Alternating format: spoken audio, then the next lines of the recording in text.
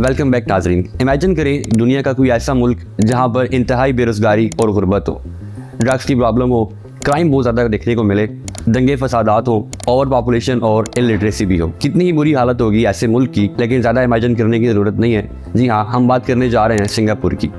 Wait, क्या Singapore? जी हाँ, आपने तो जब भी सिंगापुर की बात सुनी होगी, इसको एक वेल डेवलप्ड मुल्क के तौर पे ही पाया होगा। लेकिन साल 1965 से पहले ये सारे मामलात ऐसे नहीं थे। सिंगापुर बहुत ही तबाही का शिकार था।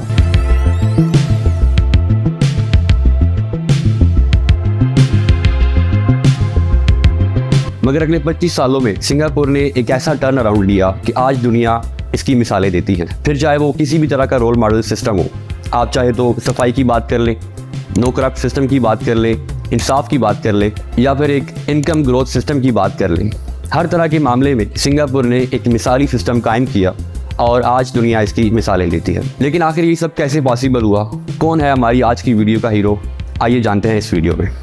A peaceful, happy, prosperous, united Malaysia is only possible if we keep Singapore the center of Malaysia.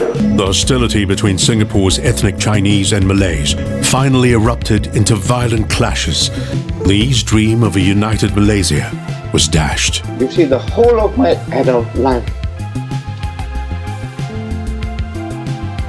Singapore दोस्तों बहुत ही छोटा मुल्क है, इतना छोटा कि दुनिया के नक्शे पर इसको देखना इंतहाई नामुमकिन है। अब अगर हम साउथ ईस्ट एशिया के नक्शे को देखें तो इंडोनेशिया आपको बड़े ही क्लियरली नजर आएगा, तो मलेशिया और फिलीपींस को भी बआसानी देखा जा सकता है। मगर इससे नीचे जब आप आएंगे तो आपको एक छोटा सा आइसलैंड दिखेगा जिसका नाम है सिंगापुर। एक छोटी सी वाटर बॉडी इसको सेपरेट करती है मलेशिया को और सिंगापुर को, जौहर के नाम से। अब इस टोटल 710 स्क्वायर किलोमीटर वाले एरिया के मुल्क पे टोटल 57 लाख लोग रहते हैं। दुनिया का तीसरे नंबर पर मोस्ट डेंसली पॉपुलेटेड मुल्क माना जाता है। अब अगर हम बात करें यहाँ पर रहने वाले लोगों की, तो सिंगापुर एक निहायत ही डाइवर्स कंट्री है। हर तरह के मजहब के लोग यहाँ पर रहते हैं। 5 मेजर रिलीजन यहाँ पर माने जाते हैं: बुद्धिस्ट, क्रिश्चियंस, मुस्लिम, टाओइस्ट और हिंदूस। अर्ली हिस्ट्री की बात करें तो सदियों से ही इस आइसलैंड को एज अ ट्रेडिंग आइसलैंड इस्तेमाल किया जाता था। कई सारे ट्रेडर्स ने यहाँ पर अपना कब्जा जमाए रखा, लेकिन थ्रू आउट द हिस्ट्री एक इंडोनेशियन बादशाह का यहाँ पर कब्जा था। मगर साल 1819 में ब्रिटिश ईस्ट इंडियन कंपनी के एक ऑफिसर ने सिंगापुर को खरीद लिया जौहर के सुल्तान से। जी हाँ, सही सुना आपने, ब्रिटिश ने यहाँ पर अपनी एंट्री मारी इस आइसलैंड को खरीद कर। अब थॉमस रैफल्स ने इसको एक फ्री पोर्ट करार दिया, यानी कि no fee, no tax, no custom duty उन तमाम तिजारती जहाजों के लिए जो यहाँ से गुजरते हैं। साल 1869 में स्वेज कैनाल खुलने के बाद बहुत सारे जहाजों ने अफ्रीका के चारों तरफ से घूम के जाने के बजाय इस रास्ते को इख्तियार किया, यानी कि सिंगापुर की इस आइसलैंड में बहुत सारे जहाज मजीद आने लगे और काफ़ी सारे जहाज़ों ने इसको रिफ्यूलिंग स्टेशन के लिए इस्तेमाल किया। अब साथ के मुल्क मलेशिया में 2 चीज़ों की बड़ी मेन प्रोड्यूसिंग हुआ करती थी, एक है टिन और दूसरी रबर की। अब सिंगापुर क्योंकि इनका करीबी मुल्क था तो इस वजह से यहाँ पर भी रबर की प्रोडक्शन जो है बढ़ती गई और देखते ही देखते सिंगापुर मेन हब बन गया रबर को प्रोड्यूस करने वाला। अब सुनकर आपको लग रहा होगा कि सिंगापुर में काफ़ी तरक्याती काम हो रहे होंगे, लेकिन इस आपके पीछे एक डार्क साइड भी है। ब्रिटिश लोग बंगाल में जाके ओपियम उगाया करते थे और उस ओपियम की प्रोसेसिंग यहाँ पर आके सिंगापुर में किया करते थे। ब्रिटिश लोगों ने इस काम पे चाइनीज पोर्टर्स को लगाया हुआ था, यानी कि चाइनीज पोर्टर्स उनको ओपियम उगा कर दिया करते थे और ओपियम की प्रोसेसिंग भी चाइनीज लोगों के हाथों से हुआ करती थी। और सिंगापुर के इस आइसलैंड पे आपको ओपियम की सबसे लोएस्ट क्वालिटी मिला करती थी उस टाइम पे। अब ये जो घरों से दूर चाइनीज लोग थे, इनके पास करने को कुछ और एक्टिविटी ऐसी थी नहीं एंटरटेनमेंट के नाम पे, तो ये लोग ओपियम का बुरी तरीके से शिकार हो गए। अब ड्रग की वजह से ही लोग यहाँ पर चोरियां भी करने लगे, क्राइम बढ़ गया। साल 1941 में एक एस्टिमेट के मुताबिक अंदाज़ा लगाया गया कि यहाँ पर 16,500 लोग ओपियम का शिकार हो चुके हैं। और आपको पता ही है कि 1940s वाला दौर वर्ल्ड वार 2 का था। फेब की 15 को 1942 में जापानीज इन्वेजन करते हैं मलेशिया और सिंगापुर पे आके, और सिंगापुर के तमाम ही लोग सरेंडर कर देते हैं जापानीज लोगों के सामने और यूं अगले 3 सालों तक जापानीज इस मुल्क के ऊपर राज करते हैं। इसके नतीजे पे सिंगापुर तबाही के दहाने पे आके खड़ा हो जाता है। यहाँ पर मौजूद लोगों को औरतों और बच्चों समेत स्लेव्स के तौर पे इस्तेमाल किया जाने लगा, उनके ऊपर काफी टॉर्चर किया जाता था और इस सब के एंड पे हजारों लोगों को अपनी जानों से भी हाथ धोना पड़ा। साल 1945 में 1945 में जब जापानीज यहाँ से जंग हार के वापस लौटते हैं सिंगापुर से, तो यहाँ पर हर तरह की तबाही अपने डबल फिगर तक जा पहुंचती है। इनकी क्राइम भी बढ़ जाता है और ओपियम के शिकार इनकी तादाद भी बढ़ के 30,000 तक जा पहुंचती है। सिंगापुर में इस टाइम तक तमाम ही वो सारे काम शुरू हो चुके होते हैं जो हमने वीडियो की स्टार्ट में बात की है और सिंगापुर अपनी पीक तबाही पे पहुंचा होता है इस दौरान। अब वर्ल्ड वार 2 के एंड पे जब जापानीज यहाँ से भाग निकलते निकलते हैं तो ब्रिटिश एडमिनिस्ट्रेशन दोबारा से काफ़ी हद तक चीज़ों को कंट्रोल में लाने की कोशिश करती है। लोगों की बेसिक नीड्स को पूरा किया जाता है, जैसे कि गैस, वाटर और इलेक्ट्रिसिटी है। ब्रिटिश एडमिनिस्ट्रेशन की तरफ से फ्री कैंप्स लगाए गए जहाँ पर लोगों की बेसिक नीड्स को प्रोवाइड किया गया फ्री ऑफ कॉस्ट, और इस सब की वजह से ब्रिटिश ने सिंगापुर के लोगों के दिलों के अंदर अपनी जगह बना ली। और इस 3 साल का दुरानिया गुजरने के बाद सिंगापुर का पहला कॉन्स्टिट्यूशन रेडी होता है, जो कि 2 दफ़ा रिवाइज होता है 1955 में और 1958 में। और 1955 में आप ये कह सकते हैं कि प्रॉपर इलेक्शंस होते हैं, और इन इलेक्शंस में जीतते हैं एक बड़े ही यंग लीडर जिनका नाम था ली क्वान यू। अब इनका आने वाली नेक्स्ट वीडियो में हमारी और इस कहानी में अहम किरदार है। लेकिन शुरुआत में इनका मानना था कि सिंगापुर अकेले ही सर्वाइव नहीं कर सकता एक इंडिपेंडेंट मुल्क की तरह, तो इसीलिए इन्होंने साथ ही वाले मुल्क मलेशिया के साथ मर्ज किया इनको 1963 में। अब हमारी कहानी में एक ट्विस्ट यहाँ पर आता है। मलेशिया की गवर्नमेंट इस सब से बिल्कुल भी खुश नहीं थी कि सिंगापुर उनके साथ मर्ज हो गया है, और इसकी सबसे बड़ी वजह थी कि जब मलेशिया में 1964 में इलेक्शंस होने थे तो उसको भी कंटेस्ट करवाना चाह रहा था सिंगापुर। अब उनको ये बात जरा समझ में नहीं आई कि सिंगापुर की एक पार्टी यहाँ पर आके कंटेस्ट करवाएगी इलेक्शंस को। अब मलेशिया की सरकार वहाँ पर खुश नहीं थी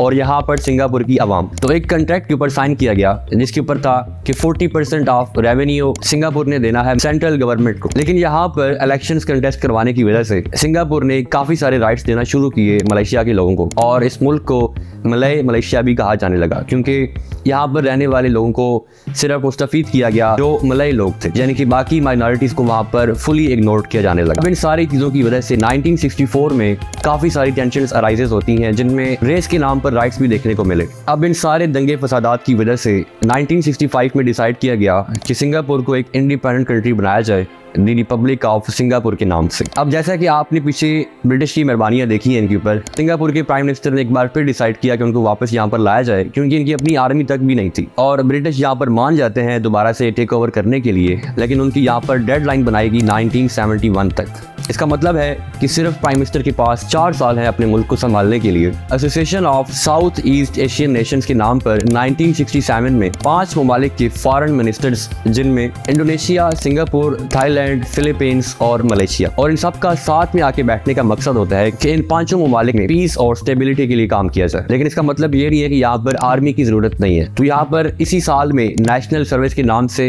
एक और प्रोजेक्ट भी लॉन्च किया जाता है, यानी कि यहाँ पर रहने वाला हर वो लड़का जिसकी उम्र 16.5 साल तक है उसको यहाँ पर नेशनल सर्विस के लिए रजिस्टर करना पड़ेगा, और 18 साल के होने के बाद उनको इनलिस्टमेंट करनी पड़ सकती है किसी भी दिन। यानी कि यहाँ पर रहने वाले हर लड़के के लिए जिसकी उम्र 18 साल है उसके लिए लाजमी बनाया गया कि उसने नेशनल सर्विस या आर्मी डिफेंस को ज्वाइन करना लाजमी है। अब यहाँ पर एजुकेशन भी कंपलसरी देखने को मिली, और इसी की वजह से ऑलमोस्ट फ्री ऑफ कॉस्ट हमें एजुकेशन वहाँ पर देखने को मिलती है इसी दौरान। अब एजुकेशन बहुत ही बेसिक लेकिन मेन डिफरेंस समझा जाता है किसी भी मुल्क को डेवलपमेंट की तरफ जाने के लिए। अब प्रैक्टिकल स्किल्स भी बड़ी इंपॉर्टेंट होती है किसी भी मुल्क की डेवलपमेंट के लिए, तो सिंगापुर में भी हमें काफ़ी सारी वोकेशनल इंस्टीट्यूट्स भी देखने को मिले। अब प्राइम मिनिस्टर ने सिंगापुर के लोगों के सामने जाकर एक वादा किया कि सिंगापुर एक मल्टी नेशन होगा, यानी कि यहाँ पर काफ़ी सारे रेसेस के लोग रहने लगे। अब ये सब तो था गवर्नमेंट की तरफ से, लेकिन जब मुख्तलिफ मज़ाहिब के लोग आपस में रहना शुरू करते हैं तो वहाँ पर डिफरेंट तरह की टेंशन्स अराइजेस होती हैं। तो इस सब को देखते हुए प्राइम मिनिस्टर ने यहाँ पर एथनिक इंटीग्रेशन पॉलिसी को इंट्रोड्यूस करवाया। अब इसका मतलब है कि यहाँ पर सरकारी मकानों में रहने वाले लोगों की रेशो फिक्स्ड होगी एथनिक के नाम पे, यानी कि एक बिल्डिंग है उसके अंदर 22% मलाइज रहने चाहिए, 84% चाइनीज, 10% इंडियंस और बाकी माइनॉरिटीज। अब इस पॉलिसी ने एक बहुत ही अच्छा आउटकम दिया रेसिज्म को संभालने के लिए। यहाँ पर प्राइम मिनिस्टर ने कहा कि अगर आपने अपने मुल्क को डेवलप बनाना है तो इसको पहले साफ सुथरा रखना पड़ेगा। तो इस सब को देखते हुए इन्होंने एक और कैंपेन का आगाज किया जिसका नाम था कीप सिंगापुर क्लीन, और ये कैंपेन हर साल 2 साल में दोहराया जाता था 1958 से लेके 1988 तक। अब साल 1992 में च्युइंगम को यहाँ पर बैन किया जाता है सिंगापुर के अंदर, क्योंकि सफाई के मामले में कोई भी कंप्रोमाइज़ नहीं है, यानी कि सिंगापुर को हर तरह से साफ सुथरा रखना है। और इसी सब को देखते हुए छोटे छोटे यहाँ पर लॉज भी क्रिएट किए गए, यानी कि आपने पब्लिक प्लेस पर जाकर अगर थूका है, कूड़ा फेंका है या आपने स्मोकिंग की है तो उसके ऊपर आपको फाइन किया जाएगा, और इन फाइन्स की लिमिट 1000 से लेकर 5000 तक सिंगापुरियन डॉलर्स थी। अगली प्रॉब्लम थी स्लम्स की, यानी कि यहाँ पर सिंगापुर भरा पड़ा था स्लम्स से। तो क्या किया जाए इसका?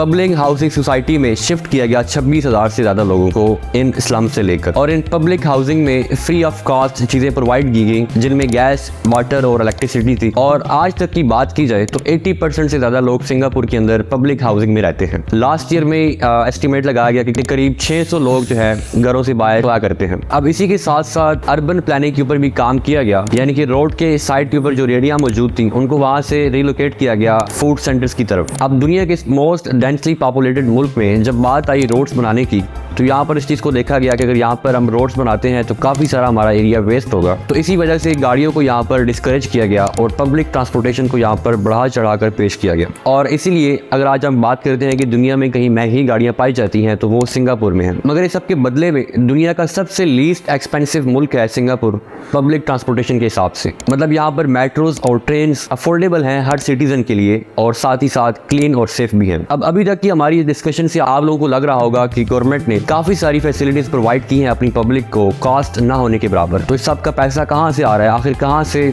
इतनी कॉस्ट मैनेज हो रही है पब्लिक को ये सारी facilities free of cost provide करने के लिए। यहाँ पर तो हालांकि इनकम टैक्स भी ना होने के बराबर है, इसकी रेशो 2 से लेकर 24% तक है। तो इसका जवाब है कि असल में सिंगापुर की गवर्नमेंट खुद ऐसी कंपनीज को ओन करती है जो सारी की सारी मीडिया में, ट्रांसपोर्ट और पावर में काम करती है। तो इसका मतलब है कि वहां से जो प्रॉफिट आ रहा है वो किसी प्राइवेट ओनर के नाम पे नहीं जा रहा बल्कि गवर्नमेंट के नाम पे जा रहा है, और जाहिर है उसी प्रॉफिट से ये सारी फैसिलिटीज को भी जनरेट किया जा रहा है। अब ओवरऑल सिंगापुर की गवर्नमेंट फिस्कल सरप्लस में रहती है, यानी कि जितना वो खर्च कर रहे हैं उससे डबल वो कमा भी रहे हैं। अब एक सवाल यहाँ पर उठता है कि जनरली सिंगापुर के अंदर लोग कमा कहाँ से रहे हैं, पैसे आ कहाँ से रहे हैं आम आवाम के लिए, क्योंकि इंडिपेंडेंस के टाइम पर इनकी जमीन तो बंजर थी। तो इस केस में दो चीजों से ही डेवलपमेंट को किक स्टार्ट किया गया। पहला केस ये है कि गवर्नमेंट ने बहुत सारी स्पेंडिंग की और बड़े बड़े इंफ्रास्ट्रक्चर्स को खड़ा किया, और दूसरा अपनी इकोनॉमी को उन्होंने ओपन अप कर दिया, यानी कि बाहर की कंपनीज वहां पर आके इन्वेस्ट कर सकती हैं। तो इतनी सारी फैसिलिटीज प्रोवाइड करने के साथ साथ यहाँ पर एक और चीज भी नोट करने वाली है कि यहाँ के प्राइम मिनिस्टर ने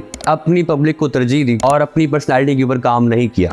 यही वजह है कि आप लोग जब भी सिंगापुर जाते हैं तो वहाँ पर आपको गवर्नमेंट के नाम पे कोई भी एड्स देखने को नहीं मिलते। लिटरली ये अपने मुल्क को कहाँ से कहाँ ले गए हैं और इसके बावजूद भी इनके ऊपर कोई मॉन्यूमेंट नहीं बनाया गया। तो ऐसा आखिर क्यों है? सिंगापुर की जो करंट प्राइम मिनिस्टर है इन्होंने 2015 में एक स्टेटमेंट दी थी ली कुआन यू के डेथ के 1 महीने बाद। Mister Lee made it very clear throughout his life that he did not need and did not want any monument. Mr. Lee was very careful never to allow a personality cult to grow around him, much less to encourage one himself. अब आपने देखा है दोस्तों कि अपनी इस performance के and पे जाके उन्होंने जितना अपनी आवाम के लिए किया है उतना वो अपने लिए भी कर सकते थे, लेकिन उन्होंने आवाम को तरजीह दी है, और ये क्वालिटीज बहुत ही रेयर होती हैं, हर पॉलिटिशियन में ये क्वालिटीज नहीं पाई जाती। तो ये थे दोस्तों आज की हमारी इस वीडियो के हीरो। तो उम्मीद करते हैं आपको हमारी ये वीडियो पसंद आई होगी। आने वाली नेक्स्ट वीडियो तक हमें दें इजाजत, मिलते हैं नेक्स्ट वीडियो।